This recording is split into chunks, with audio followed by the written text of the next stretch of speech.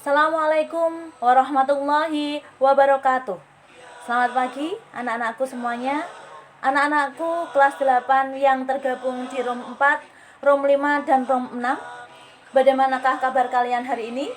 Semoga kalian semuanya dalam keadaan sehat walafiat, dalam keadaan masih semangat, walaupun kalian semuanya melaksanakan pembelajaran dari rumah kalian masing-masing.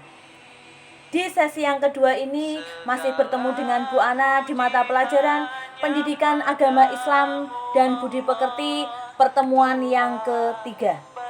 Anak-anakku sekalian, pada pertemuan kali ini kita akan membahas materi tentang iman kepada Rasul Allah.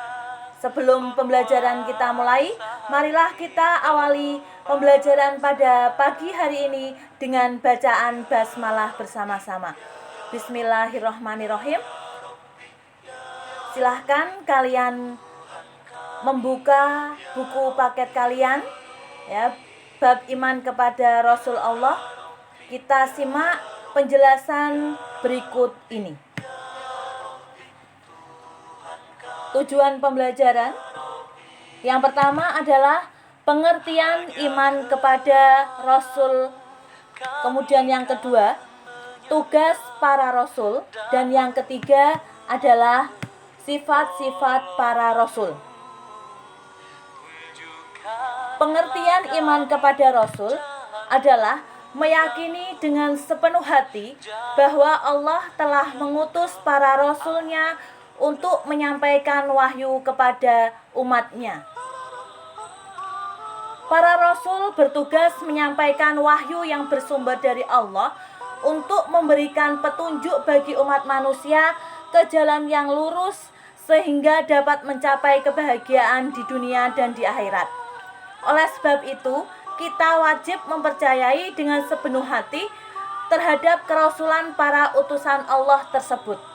Ya, sebagaimana firman Allah di dalam surat Ali Imran ayat 104 yang berbunyi, A'udzubillahi minasyaitonirrajim. Laqad manallahu 'alal mu'minina idz ba'atsa fihim rasulam min anfusihim yatlu 'alaihim ayatihi wa yuzakkihim wa yu'allimuhumul kitaba wal hikmah wa in kanu min qabli lafi dhalalim mubin. Yang artinya, sungguh Allah telah memberikan karunia kepada orang-orang beriman ketika Allah mengutus seorang Rasul, yaitu Muhammad, di tengah-tengah mereka dari kalangan mereka sendiri, yang membacakan kepada mereka ayat-ayatnya, mencucikan jiwa mereka, dan mengajarkan mereka ke kitab Al-Quran dan hikmah, sunnah, meskipun sebelumnya mereka benar-benar dalam kesesatan yang nyata.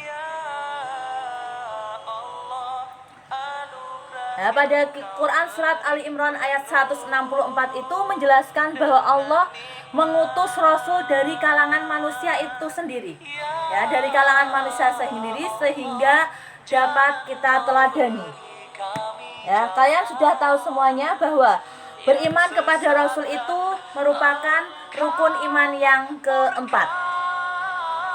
Ya, jumlah para nabi dan rasul yang harus kita ketahui jumlahnya ada 25.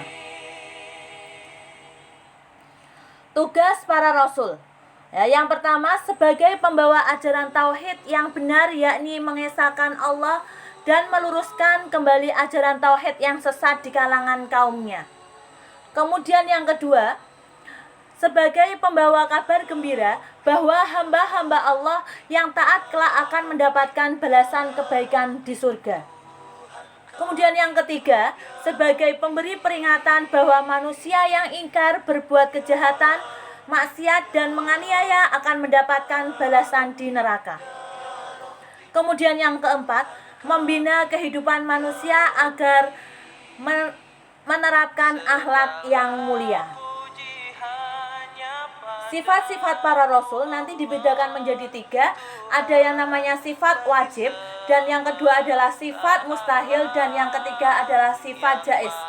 Untuk yang pertama, sifat wajib bagi Allah itu jumlahnya ada 4. 1. Sidik, artinya berkata benar. Adapun yang dikatakan oleh Rasul merupakan kebenaran dan tidak ada yang salah. Kemudian yang kedua, amanah. Artinya dapat dipercaya. Para rasul adalah orang yang jujur dan dapat dipercaya. Kemudian yang ketiga, tabligh atau menyampaikan. Seorang rasul sangat dapat dipercaya oleh umatnya. Ya, yang keempat, cerdas. Seorang rasul adalah manusia pilihan yang sangat cerdas, tidak pelupa dan tidak pikun. Kemudian sifat rasul yang kedua adalah sifat mustahil, kebalikan dari sifat wajib. Yang pertama adalah sifat kidib, yang artinya dusta. Seorang rasul tidak mungkin berkata dusta dalam kehidupan sehari-harinya.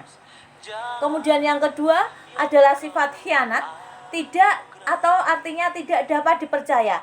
Seorang rasul tidak mungkin berkhianat atau ingkar janji terhadap sesama umatnya.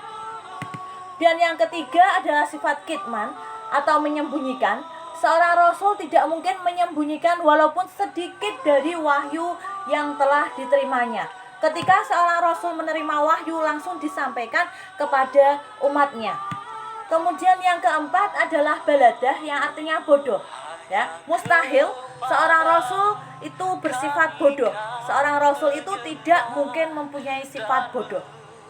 Ya. Kemudian yang ketiga adalah sifat jaiz.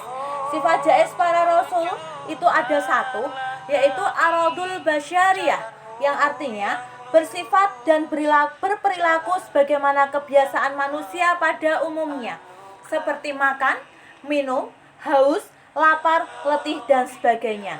Karena seorang rasul itu adalah manusia seperti kita, hanya ditunjuk oleh Allah untuk menjadi seorang rasul. Ya, demikianlah penjelasan pada hari ini. Semoga kalian paham. Jika ada yang belum paham, bisa ditanyakan langsung ke nomor WA dari Bu Ana. Sekian. Billahi taufiq wa hidayah. Wassalamualaikum warahmatullahi wabarakatuh.